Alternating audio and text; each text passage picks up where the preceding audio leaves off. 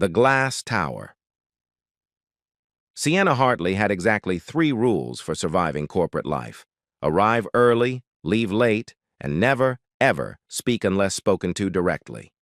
For 11 months, these rules had served her perfectly at Donovan Enterprises, keeping her safely invisible among the rows of drafting tables and humming computers on the 7th floor. Today, she broke rule number 3. The conference room buzzed with the nervous energy of 40 architects. Engineers and designers packed into a space designed for 25. Floor-to-ceiling windows showcased downtown Seattle's skyline. But every eye was fixed on the projection screen displaying the Meridian Tower, Marcus Donovan's passion project, his architectural legacy, and apparently his blind spot. "As you can see," Marcus said, his voice carrying the easy confidence of someone who'd never been told no, "the Meridian will redefine luxury waterfront living. 73 stories of uncompromising vision." Sienna bit her lip, her fingers drumming against her portfolio.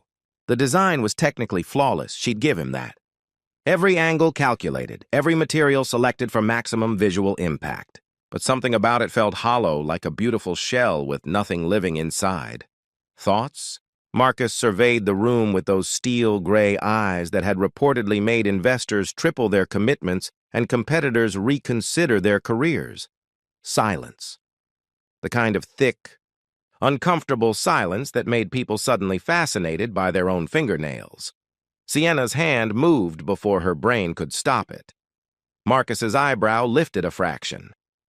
"Yes, Miss—" He paused, clearly not recognizing her. "Hartley. Sienna Hartley, junior architect." Her voice came out steadier than she felt. "I think it's a monument to ego rather than innovation." The temperature in the room dropped 10 degrees. Someone behind her inhaled sharply. Her supervisor, Gerald, made a choking sound that might have been a suppressed heart attack. Marcus set down his laser pointer with deliberate precision.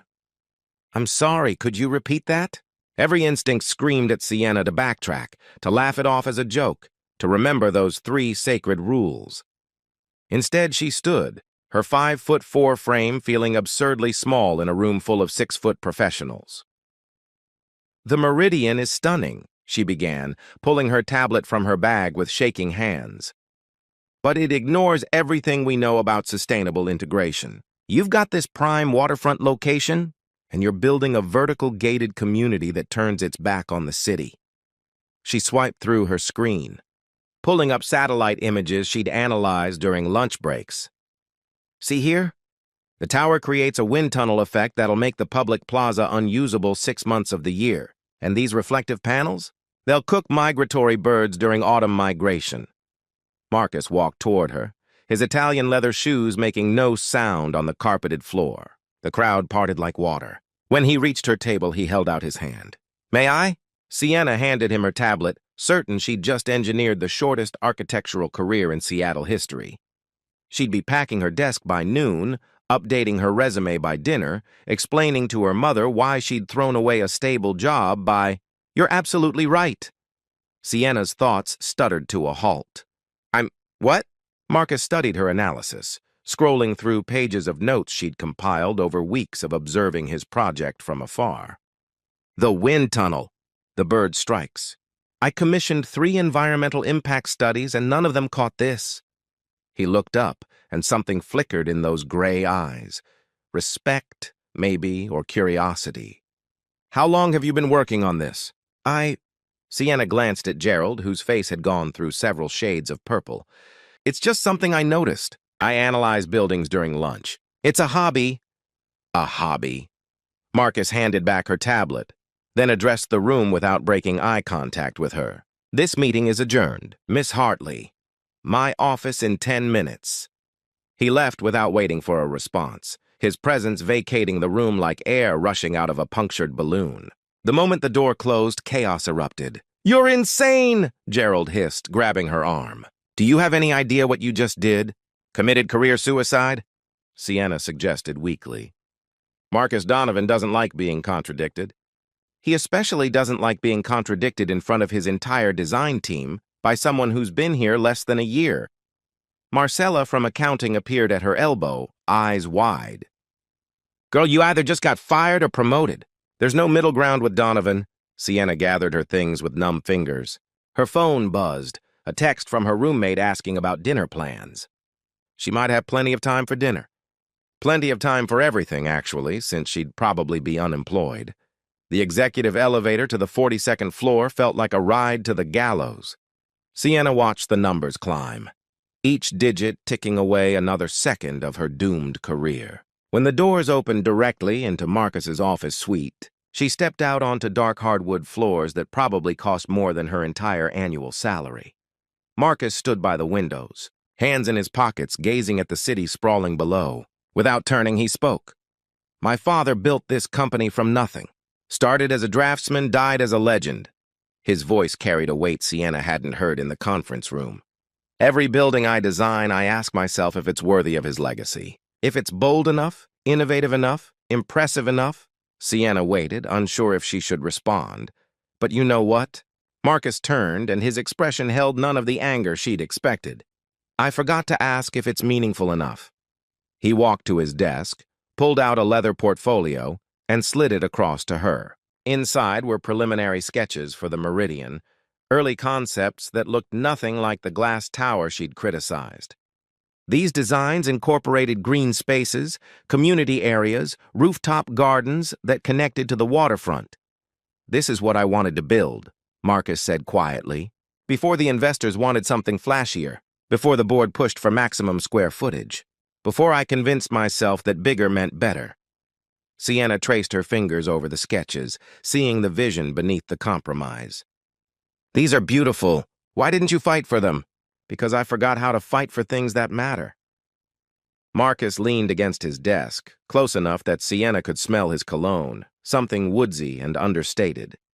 "Here's what's going to happen, Miss Hartley. You're going to help me redesign the Meridian, not as my junior architect, but as my co-lead." "I don't understand." "You had the courage to tell me the truth when everyone else stayed silent. That's worth more than a decade of experience." He extended his hand. "So what do you say? Want to help me build something that actually matters?" Sienna looked at his hand, then at his face, seeing determination mixed with something that looked almost like hope. She thought about her 3 rules, about staying invisible and safe. Then she shook his hand firmly. "Let's build something extraordinary." Marcus's grip was warm and solid. "Fair warning, I'm demanding, obsessive, and I don't accept anything less than perfection." "Good," Sienna replied, surprising herself with her confidence. "Because I don't do mediocre work." For the first time since she'd met him, Marcus Donovan smiled, really smiled. And Sienna realized that maybe, just maybe, breaking the rules was exactly what she needed to do. The first week working with Marcus Donovan taught Sienna 3 new truths. He survived on black coffee and stubborn determination. He had opinions about everything from concrete mixtures to the correct angle for morning sunlight. And he never ever stopped working. "It's 11:30, Sienna said, looking up from her computer screen where she'd been modeling the tower's revised shadow patterns. At night. Marcus didn't glance away from his drafting table where he was sketching by hand, an old-fashioned habit that somehow made him more human. "Your point? My point is that normal people go home. They sleep. They have lives outside these walls. We're not normal people. We're architects." He finally looked at her, his reading glasses perched on his nose, making him look less like an intimidating CEO and more like a professor she'd once had a crush on. "Besides, if you wanted normal hours, you shouldn't have agreed to reinvent a 73-story building in 6 weeks. Sienna stood, stretching her back with an audible pop. "I'm getting food, real food, not whatever protein bars you've been living on. There's a late-night Thai place 2 blocks away. I'm not hungry. I wasn't asking." She grabbed her jacket. "Pad CU or green curry." Marcus removed his glasses, rubbing the bridge of his nose. For the first time since they'd started this project, he looked tired, genuinely exhausted in a way that expensive suits couldn't hide. "Surprise me." 20 minutes later, they sat on the floor of his office because Sienna had declared his sterile conference table depressing for eating, spreading takeout containers across the hardwood like a picnic. The city lights glittered through the windows, turning Seattle into a constellation of human ambition. "Tell me something," Marcus said, expertly wielding chopsticks with the precision he applied to everything. "Why architecture? You could have done anything." Sienna twirled noodles thoughtfully. "I was 9 when the fire happened. Electrical fault, they said. We lost everything. The house, my dad's workshop, my mom's garden that she'd spent years cultivating. I remember standing on the sidewalk in my pajamas, watching firefighters trying to save what was already gone." Marcus stopped eating, his full attention on her now. "The next morning, my dad borrowed a notebook from a neighbor and started drawing. Not our old house, something new, something better. He showed me how rooms could flow together, how windows could capture light, how a home could be more than walls and a roof." She smiled at the memory. "He said architects don't just build buildings, they build possibilities, places where people can start over, dream bigger, become who they're meant to be. Your father sounds wise." He was. Past tense. Heart attack 5 years ago. Sienna took a breath, surprised she could talk about it without the usual tightness in her chest. "He never got to see me graduate. Never saw me become an architect. But every building I design, I imagine showing him the plans, hearing what he'd say." Marcus set down his chopsticks. "My father died 3 years ago. Aneurysm. He was at a construction site, doing what he loved." His voice carried a rough edge. "The last conversation we had was an argument. He thought I was playing it too safe, designing buildings that looked impressive but didn't push boundaries. I told him he was stuck in the past, that modern architecture required modern thinking. And now I'd give anything to hear him criticize one more design. To have him tell me I'm wrong, challenge me to do better." Marcus looked out at the city. The Meridian was supposed to be my proof that I didn't need his guidance anymore, that I could build something legendary on my own terms. But it felt empty, Sienna finished softly. "Exactly." He turned to her, and in the dim office lighting, his eyes held a vulnerability she'd never seen before. "Until you stood up in that meeting and reminded me what I'd forgotten. That ego isn't vision. That impressive isn't the same as important." They sat in comfortable silence, the kind that only comes when two people recognize pieces of themselves in each other. Sienna felt something shift between them, an understanding that went deeper than architectural philosophy. "Can I show you something?" Marcus asked suddenly. "Something I've never shown anyone at the company." He led her to a locked cabinet in the corner of his office, pulling out a worn leather portfolio that looked decades old. Inside were sketches, hundreds of them, in different styles and different hands. My father and I used to sketch together every Sunday morning. Coffee, classical music, and competing to see who could design the most innovative structure. Marcus's fingers traced the faded drawings with reverence. "These are all our collaborations. Museums, libraries, community centers, buildings we dreamed about but never built." Sienna examined a particularly beautiful sketch of a public library with cascading gardens. "These are incredible. Why didn't you build them?" "Because after he died, I convinced myself I needed to prove I could succeed without him. I took only the commercial projects, the ones with big budgets and bigger egos attached." He closed the portfolio carefully. "I turned architecture into a competition instead of a calling." "It's not too late," Sienna said, meeting his eyes. "The Meridian could be your chance to build the way he taught you, the way you actually want to." Marcus moved closer, and Sienna became acutely aware of how small his office suddenly felt, how the city lights cast shadows across his face, how her heart had started beating in a rhythm that had nothing to do with architectural excitement. "You remind me why I fell in love with this work," he said quietly. "Not because you're talented, though you are brilliantly so, but because you still believe buildings can change lives. You haven't let cynicism or pragmatism crush that idealism. Is that what happened to you? Cynicism crushed your idealism?" "I thought it made me stronger, smarter, more successful." He smiled ruefully. "Turns out it just made me lonely." Sienna's breath caught.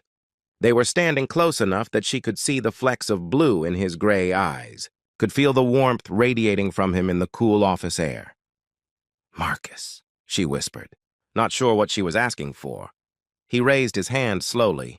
giving her every chance to step back and tucked a strand of hair behind her ear. The gesture was tender, almost reverent, and it sent electricity dancing across her skin.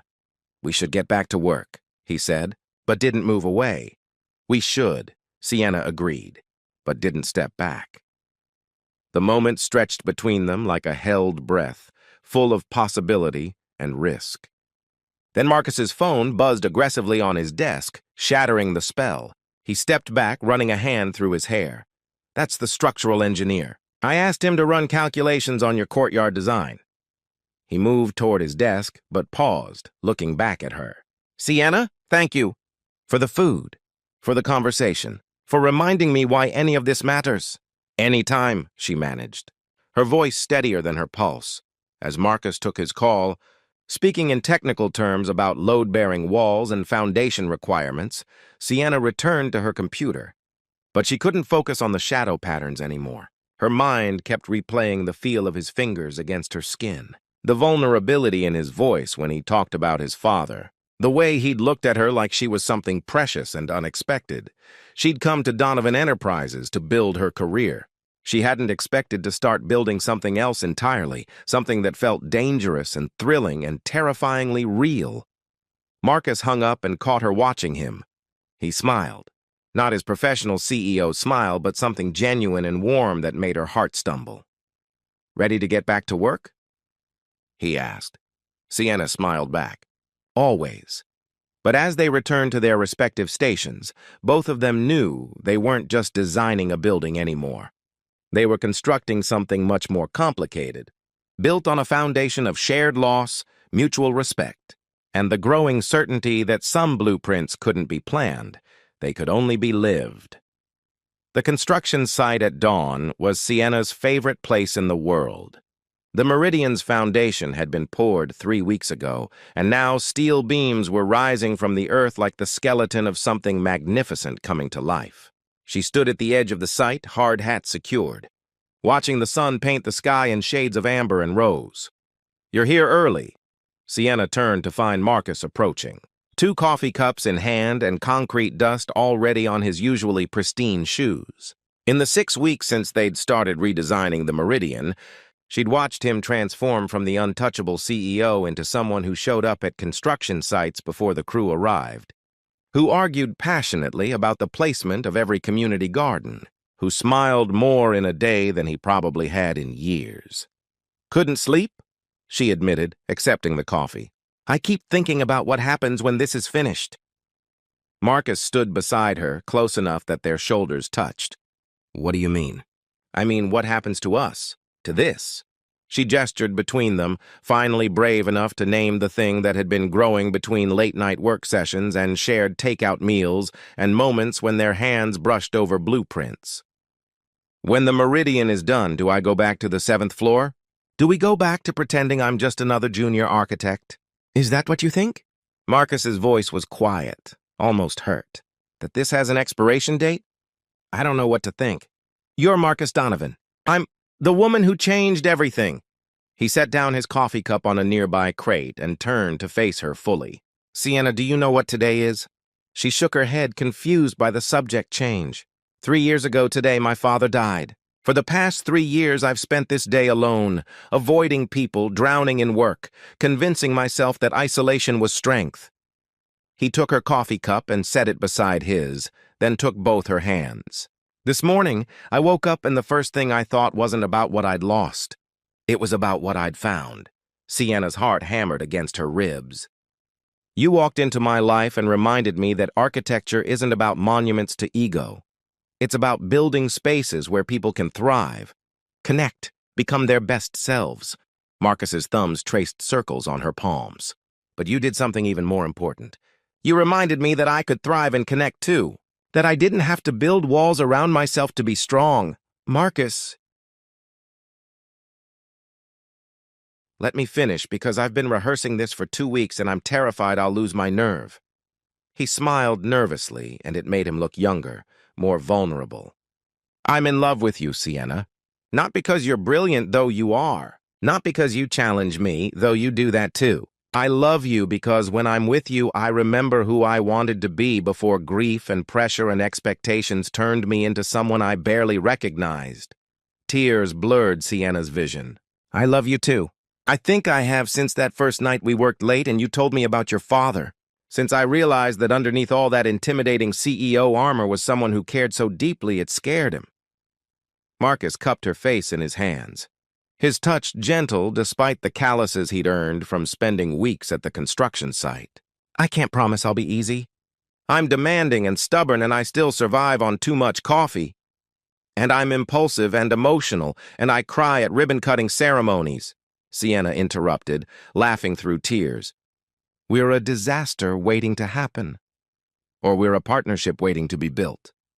His eyes searched hers. What do you say, Sienna Hartley?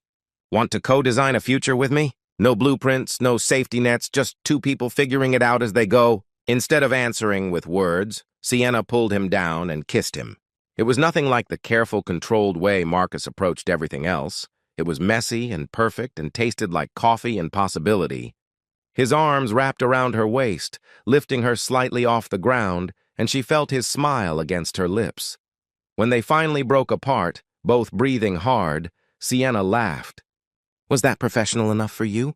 Absolutely not, Marcus murmured, resting his forehead against hers. Let's try again. For quality assurance purposes. The second kiss was slower, deeper, filled with all the promises they hadn't yet put into words. Around them, the construction site came to life, workers arriving, machinery starting up, the symphony of building something new. Mr. Donovan, a voice called out.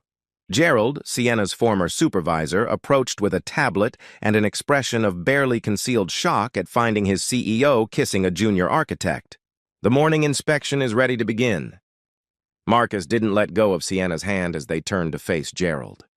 Excellent. Miss Hartley will be co-leading the inspection with me. And Gerald? From now on, Sienna reports directly to me as Associate Design Director. Make sure HR processes the paperwork today. Gerald's mouth opened and closed soundlessly. Associate Director? But she's only been here long enough to redesign my flagship project and remind this entire company what innovative architecture looks like. Marcus finished firmly. Any questions? No, sir. Congratulations, Miss Hartley. As Gerald retreated, Sienna squeezed Marcus's hand. Associate Director? You didn't mention that during your romantic declaration. I was planning to tell you over dinner tonight. I made reservations at that Italian place you've been wanting to try. He grinned sheepishly. I had a whole speech prepared about recognizing talent and promoting based on merit. And now? Now I'm just hoping you'll say yes. To the promotion, to dinner, to building a life alongside the building. Marcus's expression turned serious. I mean it, Sienna. I want you as my partner in every sense of the word. Equal voices, shared decisions, mutual respect. The way architecture should be. The way relationships should be. Sienna looked at the meridian rising behind them, their creation, their vision made tangible. The building that had brought them together would become home to hundreds of families, would host community events in its public courtyards, would generate renewable energy from its integrated solar design. It was everything architecture could be, beautiful, functional, and meaningful. Yes, she said simply, to all of it. Marcus kissed her again, softer this time, a seal on their promise. When they finally joined the inspection team, walking through the construction site hand in hand, Sienna noticed the workers watching with approval rather than judgment. She caught fragments of conversation. About time the boss found someone. She's the one who fixed the design. They're good together. At the center of what would become the Meridian's public atrium, Marcus pulled out a marker and approached one of the steel beams waiting to be installed. He wrote something quickly, then handed the marker to Sienna. She read his message. For Dad, finally building something that matters. Tears pricked her eyes as she understood. This beam would be sealed inside the building's structure, a hidden tribute that only they would know existed. She added her own message below his. For Dad, you taught me that buildings are just the beginning. As Marcus wrapped his arm around her shoulders as they stood together, looking at their words on the steel. Think they'd be proud? He asked quietly, I think they'd be thrilled, and probably giving us unsolicited design advice. He laughed, the sound rich and unguarded. Probably. My father would definitely have opinions about the courtyard layout. Mine would want more windows in the community center. See? Already disagreeing with us from beyond. That's how you know it's true love. They spent the morning inspecting every detail of the construction. Marcus deferring to Sienna's judgment as often as she deferred to his, their collaboration as natural as breathing. When the media arrived for a mid-construction publicity shoot, Marcus made sure Sienna stood beside him for every photo, introducing her as his co-designer and partner. Partner? One journalist asked, picking up on the word choice. In business or? Marcus looked at Sienna, a question in his eyes. She nodded, giving him permission. Both, he said clearly. Sienna is my creative partner on the Meridian project and in life. She's the reason this building will actually matter instead of just being another glass tower on the waterfront. That evening, after the interviews and inspections and meetings, they stood once more at the edge of the site. The sun was setting now, casting everything in golden light. Scared? Marcus asked, lacing his fingers through hers. Terrified, Sienna admitted. Of failing, of this not working, of losing what we've built. Good. I'm terrified too. He pulled her close. But I'd rather be terrified with you than safe and alone.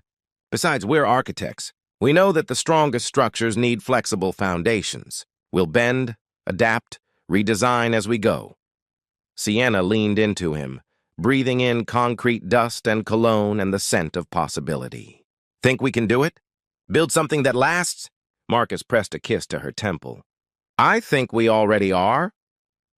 Above them, the Meridian skeleton reached toward the sky, a framework for dreams not yet realized.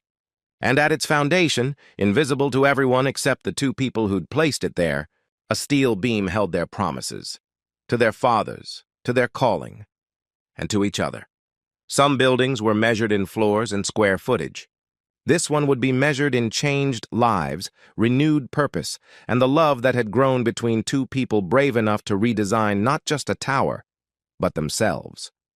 The foundation was laid. The framework was rising, and the best part of construction was just beginning.